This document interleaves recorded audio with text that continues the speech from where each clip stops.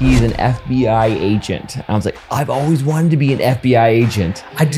I almost forgot about that. You're like, dude, you're like living my life right now. You're living my dream. I know. You're like Jack Bauer. Yeah, okay, don't go that far. I know everything about it, about being in the FBI because we watch it nightly. Well, you know just as much as just about anyone else before they become employed. Tested for agent, hired on the first go-round, right? Yeah. Immediately sent to Quantico. I was 12 years old.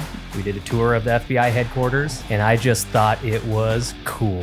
This is the Unleash Your Purpose podcast. I was thinking back to, as I'm looking at your feet right now, which sounds really weird. But all-terrain, all-weather. Yes, footwear. exactly. Yeah. What you may not recognize, and if you're not watching this on YouTube, you should, or you probably are very happy that you're not looking at his feet. But when I met this man 15 years ago, two things I noticed. One is like, this guy is a stud. He's an FBI agent. I was like, I've always wanted to be an FBI agent. I almost forgot about that. You were like, dude, you're like living my life right now. You're living my dream. I know. You're like Jack Bauer. Yeah, okay, don't go that far.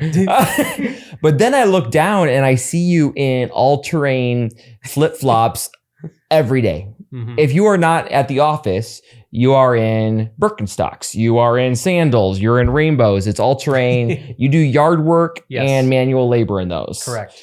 And I always made fun hiking in them. Yes, you have. And I've made fun of your Birkenstocks for years until I was 39 years old and decided to pick myself up a pair. Saw the light. I saw the light and will never go back. Right.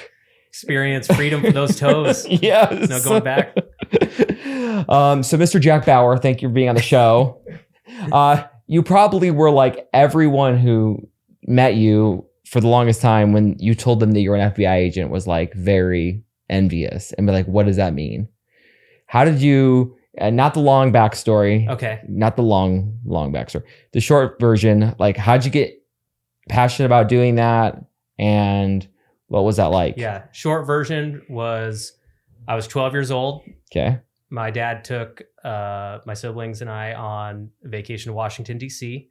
We did a tour of the FBI headquarters. Okay, I didn't know this. And I just thought it was cool. Like, that is so cool. Mm-hmm. One day I'm going to be an FBI agent. Yeah. And from the time I was 12, I manifested that into existence. I put the tunnel vision on. Yeah. And it became... Since you were 12? It became the drive of my life.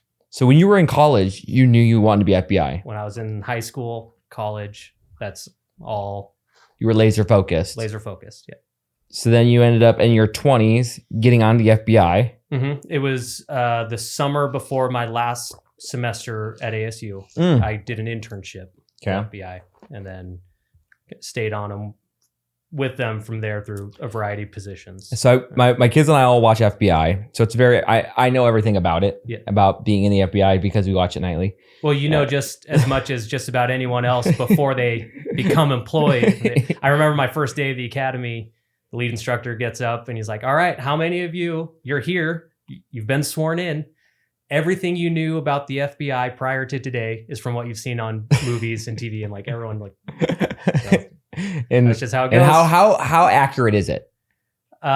Some sources are more accurate than others. Okay. I would say the most accurate depiction that I've personally seen is actually from The Sopranos. Oh, okay. Yeah. How come? They use a lot of similar language as far as specific form numbers. Okay.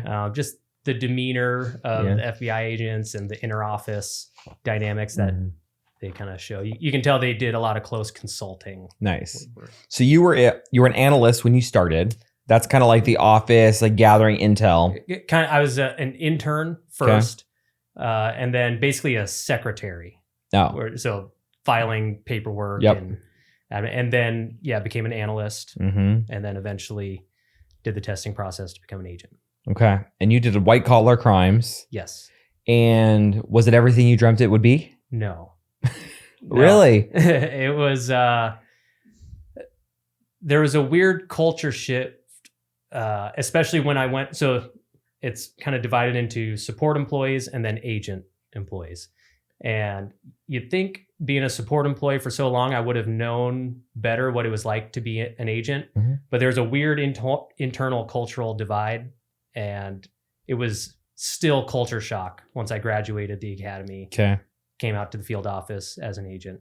Yeah. I was not prepared personally like I probably should have been. Okay. What was so different? Part of it was on me, again, just to like, I was so laser focused on attaining the goal Okay. that I never at any point stepped back and thought about like, all right, is this actually a good fit for me? Like, who am I as a person? What's my personality, strengths and weaknesses? And is this actually what I'm best suited for? Interesting. And That's a good learning, actually. you can save yourself a lot of headache and heartache if you can figure that out.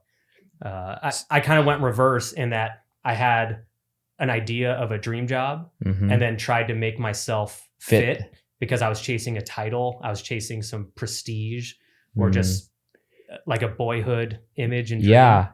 Like, what does this make me? This is who I am. And you romanticized this outcome. Mm-hmm. But then along the way, you were just like, I need to achieve this goal. And then once you achieved it, it's like, well, what's left? And this now I is have not to actually do it. Yes. And I'm a very conflict averse person. Okay. Yes, and I know that. Go figure, working in law enforcement is full of conflict.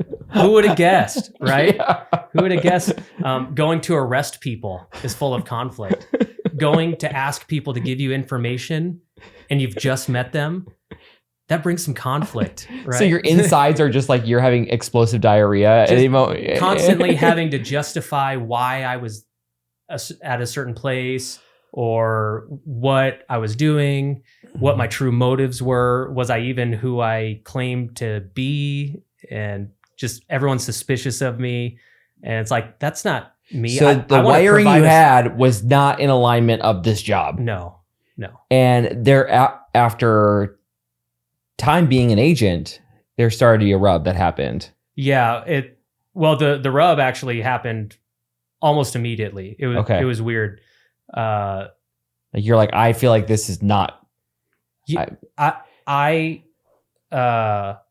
It's hard to not give the long version of the story, but I had always been successful. Yeah. Every step of, getting through college, Mm-hmm. I was successful. Getting a scholarship, I was successful. Getting the internship, success. Mm-hmm. Every job I applied for, immediately hired. Tested for agent, hired on the first go round, right? Yeah. Immediately sent to Quantico. And I was at Quantico, I was kind of like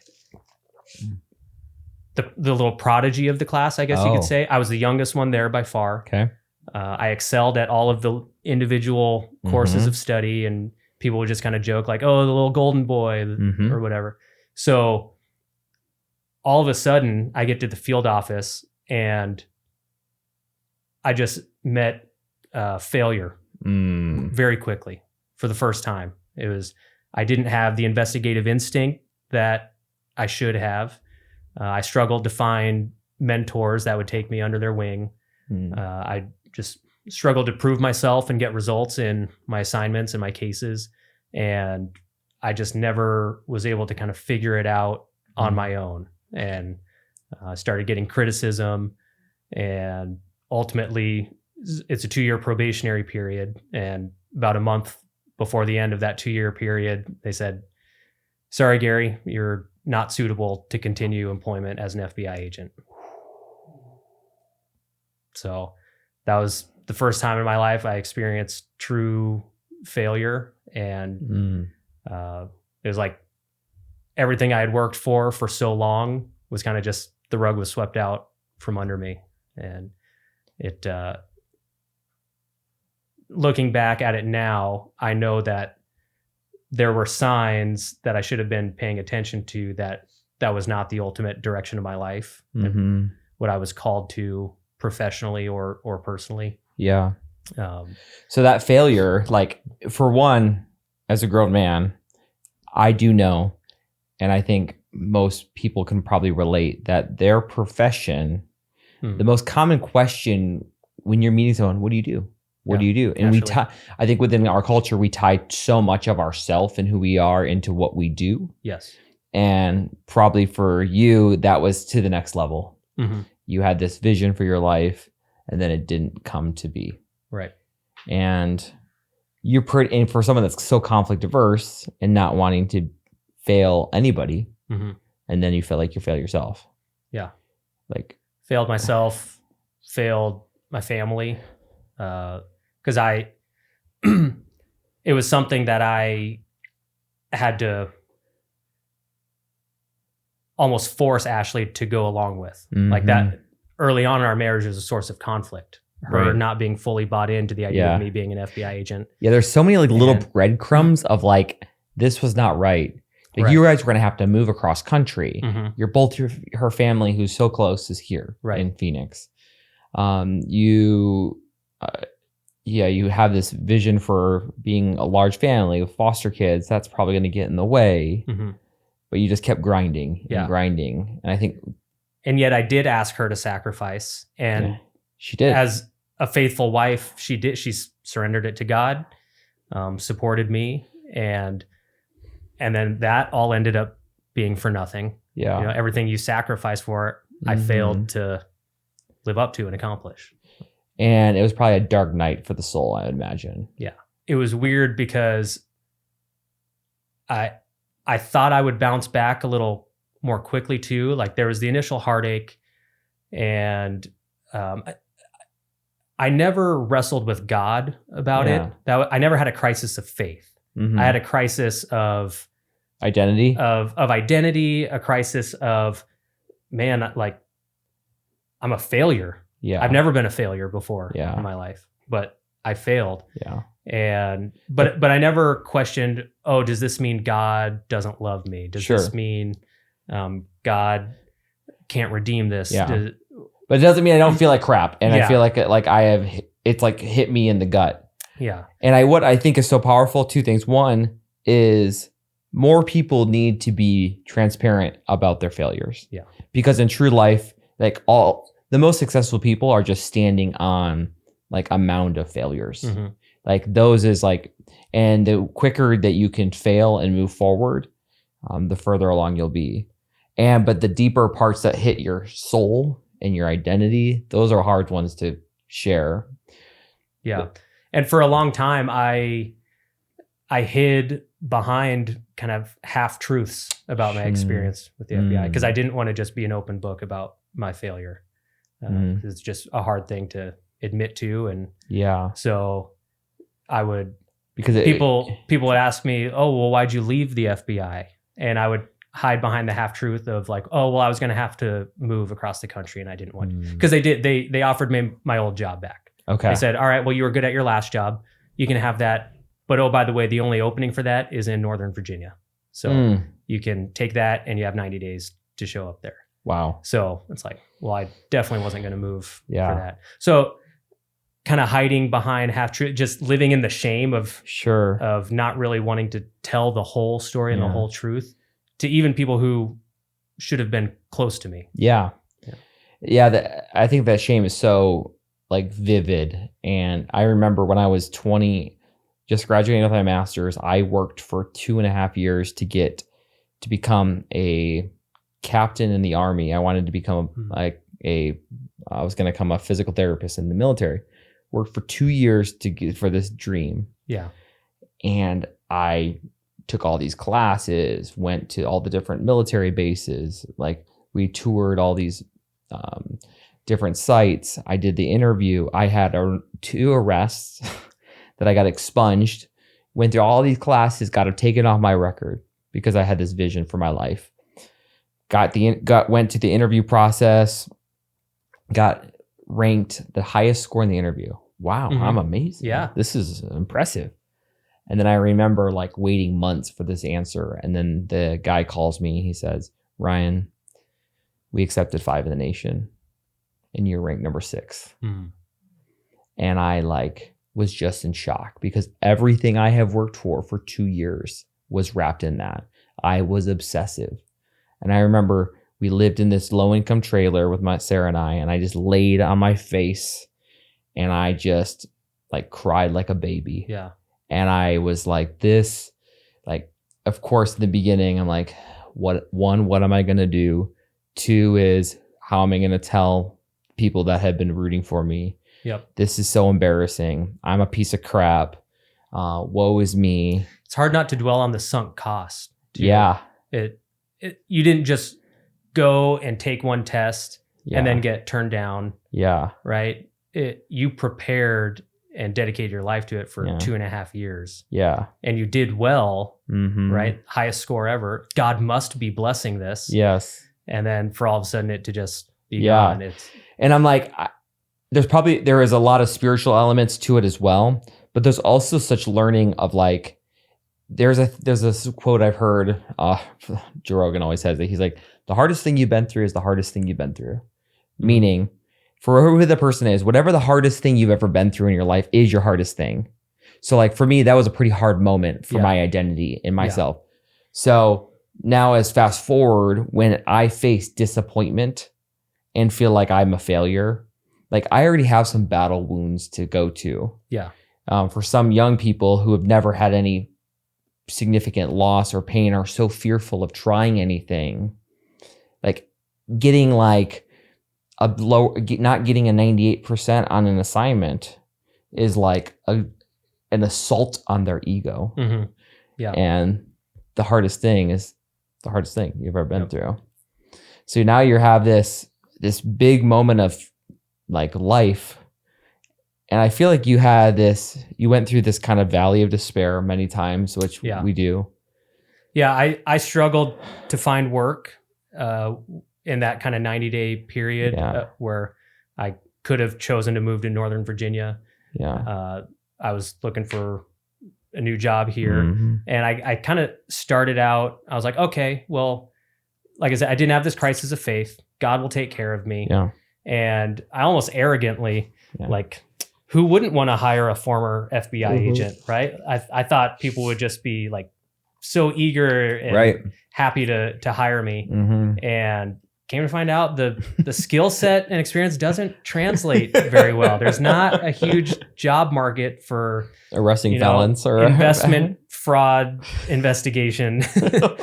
So sounds like a snooze fest, that's for sure. So that was a struggle in itself that created a lot of fear and doubt. I ultimately found a job investigating fraudulent insurance claims, which did fit the skill set that I had developed, but not fulfilling. And it fit with kind of some training that I had received. Yeah. But like we talked about, what's really in my nature and my aptitudes, it still was like a rub. And so it paid the bills for a period of time, but it ultimately, I was miserable at work. And I've come around on, we don't need, the idea of a dream job is a little bit over romanticized. I agree. You know, I don't want to teach my kid, I don't want to use that word with my own kids, this idea of a dream job. Yeah. But also you shouldn't be miserable at work. Sure. There's a middle ground in there. And I think maybe for times and seasons you have to endure hardship. You can't just bail at the first sign. And I think that's so important. Like when you talk about unleash your purpose, so many people say, oh, I got to find this dream job, find this position that is going to be successful. Sometimes it's like finding the things that are like, I ask people to say like, think about your one of your favorite days of your life. And like the moments that you're most satisfied and fulfilled. Mm-hmm. Your heaven on earth. Your heaven, like for me, it's my heaven on earth. Yeah. For me, it's like with my kids. We're on a boat. We're all just relaxed and present and singing and enjoying each other's company. Fishing with my boys.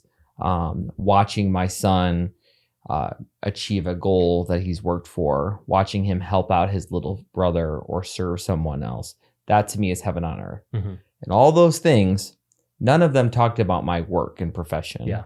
And I think sometimes your work is just a tool to get to that depth of purpose. Exactly. And so you have found, in order for you to find that meaningful career and that purposeful work, because there's purpose in your work now, right? You actually went and looked at Ashley's dad and you saw his life. Mm-hmm. And And you're like, he created some margin for his family and did help, like had a great profession. And what happened from there? Yeah. So he actually approached me Okay. about it just when I was kind of in that period of what's next. Sure. And so he was still with the fire department at the time, but nearing retirement. Mm-hmm. And he worked for the fire department for 32 years. And he just said, "Hey, Gary, all the things that you did find fulfilling and were motivated for with law enforcement and the FBI, I think you can find in firefighting, but without some of the weird cultural rubs and the conflict and stuff like that. Basically all the things you loved about law enforcement, minus all the things that you hated about law enforcement. I really think you ought to look into it." So I did a ride along and really immediately just found that to be true. And it was like, okay, I really think I can make a new life pursuing this. And the best benefit of the job so far, I've been a firefighter for 7 years now, over 7 years. And you're now a paramedic.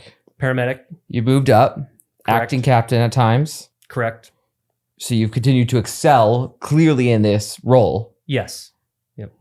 I've found new success, new enjoyment in the job, but the ultimate fulfillment of the job isn't in the actual service delivery. It's not in the showing up and doing the job. It's what it's freed up for me at home. So like I said, running calls, especially in the middle of the night, isn't always fun and fulfilling and gratifying, right? I do appreciate that we can make a difference in people's lives. Totally do. People appreciate our service. And whereas in law enforcement, when we showed up, it's like we're someone's enemy. Yes. As a firefighter, we show up and we're someone's rescue. Yeah. Like, that's cool. But what I love about firefighting is that when I'm done with my shift, I don't think about work. Ooh. Right? Someone comes in that morning, they take my gear off the truck, put it in my locker, they put their own on, and they're the one standing in the gap.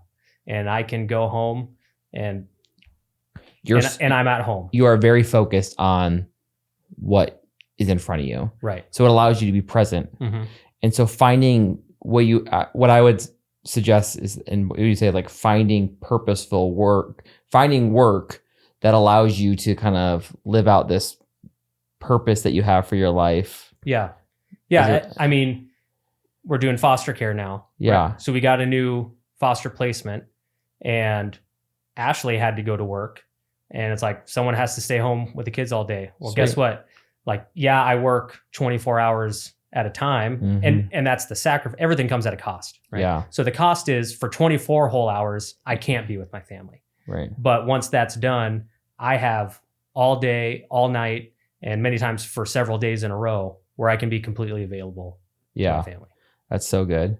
Hey, fellow purpose-driven leaders. If you're loving what you're hearing, we need your help to keep spreading inspiration so others can unleash their purpose too. If you're finding value in our discussions about purpose, entrepreneurship, faith, and family, here's how you can support us. First off, hit that subscribe button right now to make sure you never miss an episode. By subscribing, you'll get notified every time we release a new podcast packed with wisdom and encouragement. Next, take a moment to share this episode with your friends, family, and followers. Whether it's a text message, a post, or a shout out, your recommendation helps us reach more people who are seeking inspiration on their journey. And finally, if you've been enjoying our podcast, we'd be incredibly grateful if you could leave us a review on your favorite podcast platform.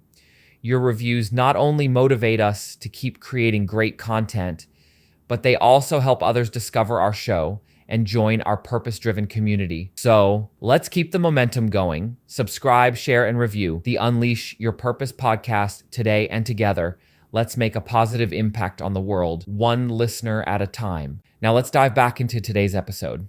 So how would you say your soul is now? So my soul is grateful. I have wrestled with some lingering fear out of lingering wounds from my experience with the FBI. Yeah. So like you started talking about, okay, I got through another academy. I got through this time a probation. My probationary year on the fire department, I was a wreck because it's, just a little PTSD of like any time they could just let me go, decide you're not suitable. Right. So when I finished my probationary period, it was a huge relief, and then become more experienced, more comfortable, go to paramedic school, do well at paramedic school. And then kind of the next logical step, and I was encouraged by some of my peers, is, hey, you need to go through the acting captain's program. So the captain is the one who leads a truck, essentially, a crew. And you can become certified that if your captain is gone, you can fill that role for as much time as needed. And it's kind of the next progression towards taking a promotional test. Fear that's kind of with there. Yeah. And as a firefighter, there's very little end responsibility. You're kind of just a worker bee. I don't want to say just, the work is important, but not a lot of head decision making and ultimate responsibility. That falls to the captain. And I had been very close to a couple captains who underwent some discipline. And it's like, well, I don't want any part of that, right? Yeah. If as long as I'm just a firefighter, I'm out of trouble, right? If I put myself out there and step into a formal leadership role and something goes bad, it's on me. And it's like, I don't want to go through that again. So I wrestled with that for a long time and kind of dragged my feet. And then just somewhat over time, but also somewhat kind of just in a moment. Ashley was a big encouragement to me, but also just reflecting on God's word that, he did not give us a spirit of fear. That's right. God created us to have spirits of boldness. Ooh. And so I could either let my past failure define me and hold me back from something else that God might have in store for me, or I can just step out in faith and say, hey, becoming an acting captain and maybe eventually a captain creates opportunities for mentorship, for discipleship. I actually know a guy who works for a different department. He came to know Christ because his captain poured into him as a Christian. So good. And just through discipleship, he gave his life to Christ. It's like, what if I could have that influence over someone that I couldn't as a firefighter? And watch it. Like for me, it's just listening to your mindset. And I walked this journey with you for a decade. I heard this quote years ago, and it just is so symbolic for you. It says I'm going to mess it up. The quote I heard: "A bad day for the ego is a great day for the soul."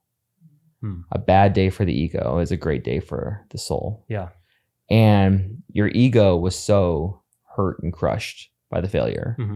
My ego was so hurt and crushed when I messed up and didn't think I was enough.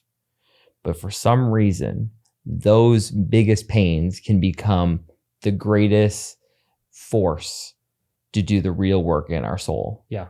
To make us better and to find the plan that we're supposed to do and to embrace those fear and stepping out and being that acting captain. Yeah. When our ego can die, yes, that's where God can do his work. That's right. He can fill us with the purpose that he has for us, not the one that we will for ourselves. Yeah. And that's where fulfillment comes. Yeah. And so for you, as you think of, we're always talking about unleash your purpose is this podcast. Like for you, how do you define Gary's purpose? Right now, my purpose is to pour into my children and be an excellent father for them and to train them to be generous and give of themselves and give their lives to God. And one of the last things I always ask people is like, at the end of your life, what do you want to be remembered for? I think what I would I guess I would phrase it more as just what do I want to accomplish Okay. in life? Like, I'm kind of an ashes to ashes, dust to dust. If people don't remember me, cool. But what I would like to accomplish. Yeah, every single gravesite is never visited. Yeah. Yeah, it's like those things are overgrown. Right. Yeah. Right. But what I would do not bury me, bro. If I die, let me go to ashes. Yep. Put me in the don't ocean. waste any more time on me. Just like let me go. I'm hoping to at least be remembered for a little while. You're like, I'm gone. I'm out of here. Yeah. I'll frame up those flip flops for you. There you go. Have them bronzed or something. Yes. So I would like to have helped change the generational cycle for the Kinder family. So me too. Coming from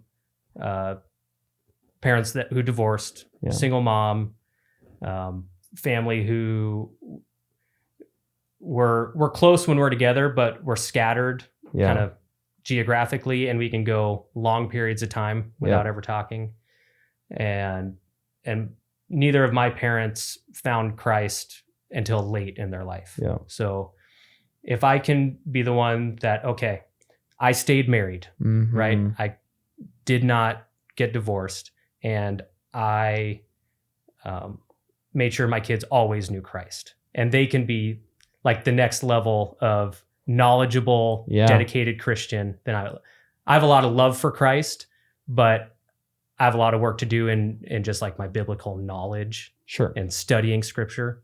But my kids, I feel like they already know more about the Bible than I do, and so if I can just be a part of that generational cycle and help it build on itself, that's what I want to accomplish. That's so good. And I would say, encourage you, man. Like, I am watching that happen. I have, like, you're an inspiration, like how you raise your family, how you love your wife, how you are creating this tribe. Like, you should be really proud. Thanks, man. And we need more people in the world like you. So thanks for coming on, man. Of course. And until next time, may you unleash your purpose. You can profit in business, faith, and life. Thanks for joining us for the Unleash Your Purpose podcast. Be sure to like, subscribe, and leave a review. We'll see you next week.